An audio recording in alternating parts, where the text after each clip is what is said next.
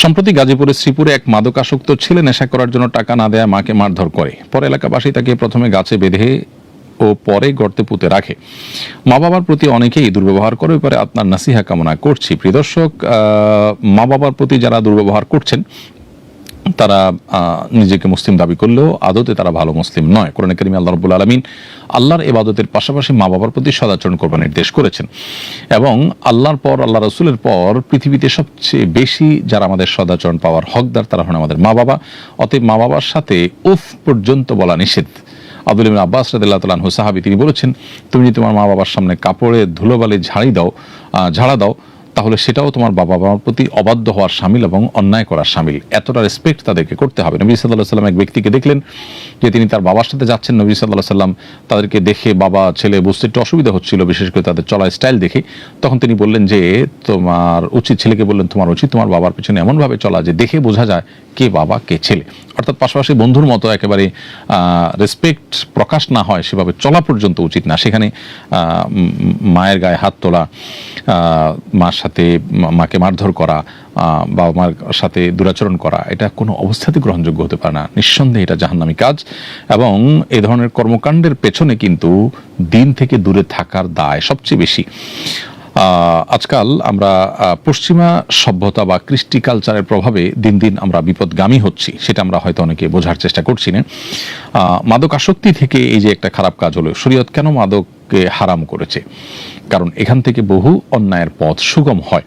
যত অন্যায় হয়, যত খুন খারাপি হয়, এর পেছনে মাদকের বিরাট প্রভাব আছে। শরীয়ত যেটাকে হারাম করেছে সেটাকে আমরা অনেকে রাইট মনে করছি। কেউ পান করবে তার ব্যাপার, কিন্তু তার পানের পরে সে নিজে এবং সমাজ ক্ষতিগ্রস্ত হতে পারে। সেজন্য শরীয়ত এই সমস্ত রাস্তাগুলো বন্ধ করেছে। এজন্য শরিয়া যত বেশি আমরা আমাদের নিজেদের জীবনে, সমাজে এবং পরিবারে এস্টাবলিশ করতে পারবো, তত বেশি আমরা নিরাপত্তা লাভ করবো এবং সকল অনাচার থেকে রক্ষা পাবো ইনশাআল্লাহ তাআলা।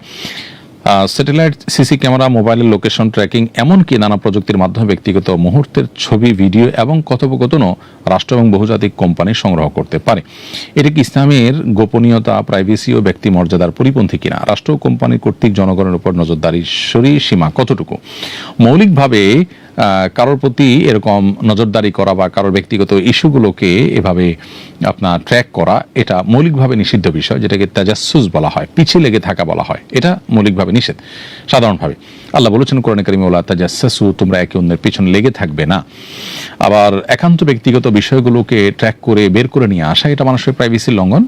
পরিষ্কারভাবে ইসলাম এ ব্যাপারে আমাদেরকে নিষেধাজ্ঞা আরোপ করেছেন। নবী সাল্লাল্লাহু আলাইহি ওয়াসাল্লাম বলেছেন, ইযা হাদাসা রাজুলু ফালতাফাতা ফাহিয়া আমানা, কোনো ব্যক্তি যদি কথা বলে, কথা বলার পর সে যদি এদিক ওদিক তাকায়, তার মানে সে কথাটা যাকে বলেছে তাকেই শুধু শোনাতে চায়, আশপাশে কেউ যেন না শুনে সেটা চায়, তাহলে সেটা আমানত হয়ে যায়। কোনো ব্যক্তি যখন একান্তে কারোর সাথে আলাপ করে, পাবলিকলি আলাপ না করে, তার এই একান্তে আলাপ করাটাই প্রমাণ করে যে সে আসলে এটাকে পাবলিকলি করতে চাচ্ছে না।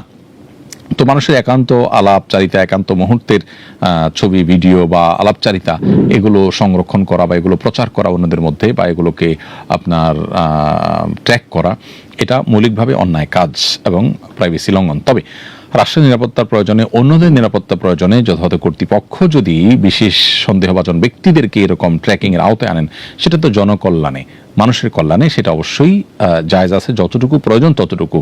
একজন মানুষকে সন্দেহভাজন হলে তার একান্ত ব্যক্তিগত বিষয়গুলো যেগুলো প্রয়োজন নেই সেগুলো ট্র্যাক করা এবং সেগুলো আপনার গোপনে আপনার উদ্ধার করা, সেটা অবশ্যই অন্যায়।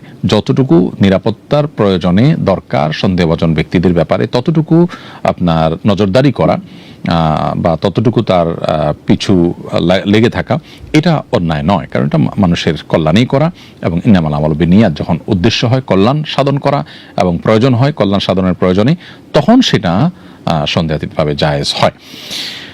এক্ষেত্রেও বিনা প্রয়োজনে একান্ত মুহূর্তের ছবি বা কথোপকথন বা স্ক্রিনশট ইত্যাদি প্রচার করা উচিত না। আজকাল দেখা যায় যে যাদের হাতে ক্ষমতা আছে, অসীম ক্ষমতা, যা খুশি তা করা যায়। একটা মানুষ কোনো ভুল করলেন অথবা ভুল কোথাও পা দিলেন, তখন তার একান্ত ব্যক্তিগত বিষয়গুলো প্রচার করে তাকে হেয় করার চেষ্টা করা হয়, যেটা অনুচিত।